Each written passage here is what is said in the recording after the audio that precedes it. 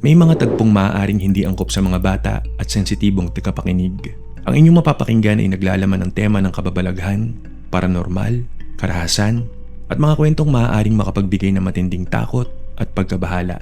Ang ilan sa mga salaysay ay hango sa paniniwala, testimonya, at malikhaing interpretasyon para sa layunin ng libangan at pagkukwento. Kaya sit back, relax, buksan ang inyong isipan, at samahan nyo kami sa mundo ng hiwaga at lagim. Maligayang pagdating po sa Takot Tonight.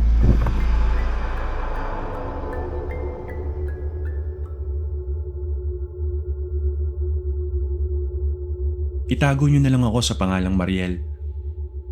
Ang ikukwento ko ay ang tungkol sa best friend ko nung college. Tawagin na lang natin siyang Danica. Mula nung mga bata pa kami, kilalang kilala ko na si Danica. Magkapit-bahay kami sa iisang subdivision. Sabay pumasok mula elementary hanggang sa mag-college. Kaya kabisado ko na bawat hinga, bawat ngiti, at bawat sapak ng topak ng babaeng yan. Para na kaming magkapatid. Si Danica, nung hindi pa nangyayari ang trahedyang to, siya yung tipong masayahin, madaldal, at may pagkamarupok pagdating sa pag-ibig. Sobrang seryoso niya sa pag-aaral. Pero kapag tinamaan ng paghanga sa isang lalaki, binibigay niya ang buong mundo nang walang natitira para sa sarili niya. At doon nagsimula ang lahat ng kamalasan. Nung pumasok sa eksena, ang isang lalaki, natawagin na lang nating si Kenneth. Kaklase namin si Kenneth sa halos lahat ng major subjects nung third year college kami. Matangkad, palaging mabango, at may pamatay ng ngiti na kaya magpatunaw ng kahit sinong girl sa university. Artistahin kaya walang effort. Si Danica, na noon ay tahimik lang na nagmamasid sa likod ng classroom, unti-unting nahumaling sa kanya. Nagsimula sa simpleng panghihiram ng ballpen hanggang sa naging palaging magkatabi na sa mga group activities. Tuwing dadaan si Kenneth sa tapat ng upuan namin at magkakasalubong ang mga mata nila, ramdam ko ang biglang pagpigil ng hininga ni Danica at yung mabilis na pagtibok ng puso niya.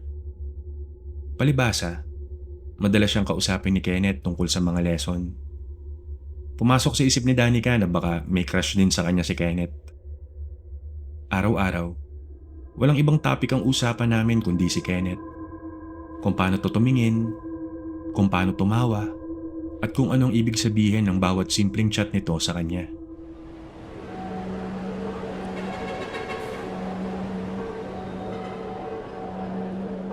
Isang hapon, habang naglalakad-lakad kami sa Quiapo pagkatapos bumili ng mga kailangan para sa thesis namin, nahina ng pansin ni Danica yung mga hani ng mga payong at lamesa sa gilid ng simbahan. Doon nakaupo yung mga manghuhula. Napapaligiran ng usok ng kandila at mga nakalatag na tarot cards. Sabi ko sa kanya, huwag na kami mag-aksaya ng oras at pera dahil baka imbento lang ang mga sasabihin. Pero mapilit si Danica. Pakaramdam daw kasi niya, kailangan niya ng kasiguraduhan kung may pag-asa ba talaga sila ni Kenneth. Try lang daw namin. Kaya umupo kami sa tapat ng isang matandang babae na may malalim na mga mata at kulubot na balat. Tinanong ng manghuhula kung ano ang sadya namin. O di ba? Hindi alam ng manghuhula kung anong pakay namin nun. Scam. Well anyway, agad na sumagot si Danica na gusto niyang malaman ang kapalaran niya sa pag-ibig. Bago simulan ng pagbasa ng palad, tinanong muna ng manghuhula kung may litrato ba si Danica ng lalaking tinutukoy niya. So inilabas ni Danica yung cellphone niya at buong pagmamalaking pinakita yung ilang selfie pictures nilang dalawa ni Kenneth na nakuha niya nung huling acquaintance party ng department namin. Tinitigan ng matanda ang screen. Tumango-tango at sinimulang suriin ang mga linya sa palad ni Danica bago naglatag ng mga tarot cards sa ibabaw ng lamesang may takip na telang pula. Sabi ng manghuhula, tugmang-tugma daw ang aura ng dalawa. Na may malalim na koneksyon na silang nasimulan. At malaki ang tsansa na maging sila. o ligawan siya ni Kenneth sa mga susunod na buwan. Sobrang nagliwanag ang mukha ni Danica sa narinig niya.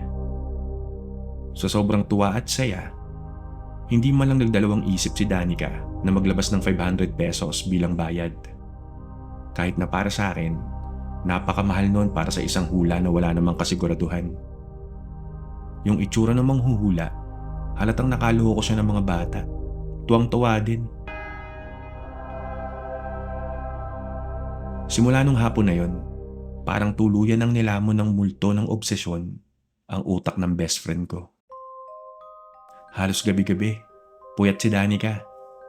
Hindi dahil sa pagre-review para sa exam, kundi dahil sa walang katapusang pag-stalk sa lahat ng social media accounts ni Kenneth. Tinitingnan niya kung sinong mga babae ang nagla-like o nag-heart ng mga post nito, kung sinong bagong finalo sa Instagram, at kung anong oras to huling naging active sa Messenger. Tuwing madaling araw, magsesend siya sa akin ng mga screenshots ng mga lumang post ni Kenneth. Tatanungin ako kung anong ibig sabihin ng mga captions nito. At ako naman, bilang BFF, walang magawa kundi makinig at suportahan na lang siya, kahit na medyo nawiwirduhan na ako sa inaasal niya. Lalong lumalala ang sitwasyon kapag nagkakaroon ng interaction sa loob ng class GC namin. Kapag nagtatanong ang class president namin tungkol sa isang project at biglang isasama ni Kenneth ang pangalan ni Danica sa message, kulang na lang maglupasay sa sahig ang best friend ko sa sobrang kilig. Isang beses nga, nag-send si Danica ng picture ng inspirational quote na may kinalaman sa love sa class GC namin. Hinart ni Kenneth yung message na yon. So ang ending, tinawagan ako agad ni Danica na umiiyak sa tuwa. Sinabi niyang sign na raw yun na seryoso ang hula sa Quiapo. Unti-unti ko nang napapansin na too much na yung pagiging assuming niya. Hindi na niya nakikita ang reality dahil nabubuhay na siya sa mundong ginawa niya sa loob ng sarili niyang isip. Kung saan, nakatadhana silang maging magjowa ni Kenneth. One time, nagkaroon ng chance na magkasama-sama ang buong class namin para sa birthday ng isa naming kaklase na ginanap sa isang sikat na bar sa Quezon City. Nabasa ni Danica sa GC na kumpirmadong pupunta si Kenneth. Kaya naman halos 3 oras siya nag-ayos sa harap ng salamin. Nagsuot siya ng damit na alam niyang mapapansin siya. Nag-makeup ng husto at paulit-ulit na nagtanong sa akin kung maganda daw ba siya. Pretty naman talaga ang best friend ko. OA nga lang at delusional.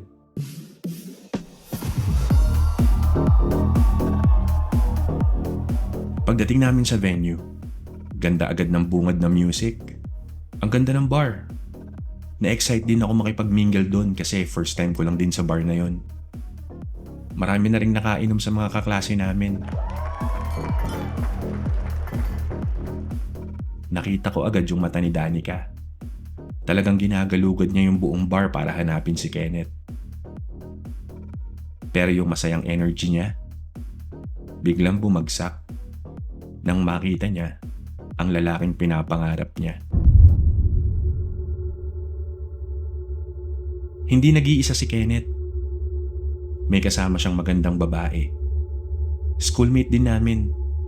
Mula sa ibang course yung girl. Kilala din siya sa school. At base sa closeness nila at sa paraan ng pag-aasikaso ni Kenneth, halatang halata namang may something silang dalawa. Narinig din namin ni Danica mula sa classmate namin na yun pala ang matagal nang nililigawan ni Kenneth privately. Nakita ko kung paano gumuho ang mundo ni Danica. Kanina lang sobrang saya niya. Sumama ang loob niya that night. Nagsimulang uminom ng sunod-sunod si Danica. Kahit anong pigil ko sa kanya na huwag magpakalasing at dahan-dahanin lang ang alak, hindi siya nakikinig. Dire-diretso niyang tinutungga ang bawat basong maiabot sa kanya. Hanggang sa mamula na ng husto yung mukha niya at di na siya makatayo ng maayos. Sa kalagitnaan ng gabi, nagkaroon ng pagkakataon na pansamantalang umalis yung nililigawan ni Kenneth para makipag-usap sa ibang grupo. Si Kenneth naman, Naupo sa bakanting pwesto sa tabi ni Danica habang abala sa pakikipagkwentuhan sa iba pa naming mga kaklase sa kabilang side ng lamesa. Napansin ni Kenneth ang matinding kalasingan ng best friend ko, kaya hinarap niya to. Natatawa si Kenneth na biniro si Danica na hindi naman daw walwala ng pinunta nila doon at baka mahirapan pa daw kami umuwi. Ang simpleng pagpapaalala at biro na yon ang naging mitya ng isang malaking eskandalo. Paalis na sana si Kenneth para puntahan yung babaeng kasama niya sa kabilang grupo nang biglang tumayo si Danica. Hinawakan ng mahigpit ang mukha ni Kenneth at bago pa man may makapigil sa kanya, hinalikan niya to ng matindi sa labi. Natigilan ang buong paligid. Tumigil ang kwentuhan ng mga kaklase namin at literal na nanlaki ang mga mata ng lahat. Nagkakantsawan pa. Nagulat din yung babaeng nililigawan ni Kenneth. Naglabas ang ilan sa mga kaklase namin ng mga cellphone at sinimulang videohan ang halikan ni Kenneth at Danica. Kitang-kita ang mapusok na paghalik ni Danica habang yakap-yakap pa niya si Kenneth. Walang reaksyon si Kenneth. Nakababa lang ang mga kamay at halatang hindi binubuksan ang kanyang mga labi. Hindi siya gumaganti ng halik. Ako naman, na nakatayo lang sa di kalayuan, binalot ng matinding hiya at takot para sa best friend ko. Hindi ko malaman kung hihilahin ko ba siya palayo o dededmahin ko na lang. Dahan-dahang tinanggal ni Kenneth ang mga braso ni Danica na nakapalupot sa kanya. Kitang-kita sa mukha niya ang matinding pagkagulat, galit at pagkadismaya. Walang sinabing kahit ano si Kenneth. Tiningnan niya lang si Danica ng may halong pandidiri bago niya hinawakan ang kamay ng kanyang nililigawan. Saka sila tuluyan ng umalis sa bar. Pagkaalis nila, doon lang tila nahimasmasan si Danica. Ngunit huli na ang lahat. Kinabukasan, nalaman na lang namin na nag-leave na si Kenneth sa class GC. At hindi pa lumilipas ang 24 hours, nagsimula ng kumalat ang video ng halikan nila sa iba't ibang chat groups ng university. Hindi nagtagal, tuluyan ang naging viral ang video, hindi lang sa loob ng campus, kundi maging sa Facebook at TikTok. Ang malinaw na anggulo ng video ay walang iniwang puwang para sa pagdududa. Kitang-kita na si Danica ang gumawa ng first move, na siya ang nanamantala at nagpumilit sa isang lalaking may kasamang iba. Nagsimula nang magbago ang trato ng mga kaklase namin sa kanya. Tuwing papasok siya, biglang tatahimik ang lahat at magsisimula ang mga bulungan na may kasamang mapanghusgang mga tingin. Yung mga dating nakakasama namin every lunch, umiiwas na din. Mas matindi ang naging pinsala sa mundo ng social media. Binahan ng libu-libong komento ang mga repost ng video. At karamihan sa mga to, punong-puno ng mga salitang bastos, nakakababa ng pagkatao, at tuluyang sumira sa moral ni Danica. Tinawag siyang pokpok, asal prostitute, desperada, walang kahihiyan, mga agaw, at kung ano-ano pang mga bansag na hindi masisikmura ng isang normal na tao. Ang pangyayaring yun, tuluyan ng umabot sa admin ng university na nagpatawag sa kanya para sa isang disciplinary hearing. At syempre, nakarating din to sa mga parents ni Kenneth at sa parents mismo ni Danica. Ang family kasi ni Danica, kilala sa community namin na respetado at kagalang-galang. Kaya ayun, binalot sila ng matinding kahihiyan. Yung dad ni Danica, hindi siya kinakausap ng ilang linggo. Habang yung mom naman niya, walang ginawa kundi umiyak na lang sa nangyari. Sa mga panahong yun, wala akong ibang magawa kundi ang manatili sa tabi niya. Magbigay ng moral support at yakapin siya tuwing humahagulgul siya ng iyak. Gusto ko palang linawin sa inyo na walang anumang multo o kung anong kababalaghan sa kwentong to ng best friend ko.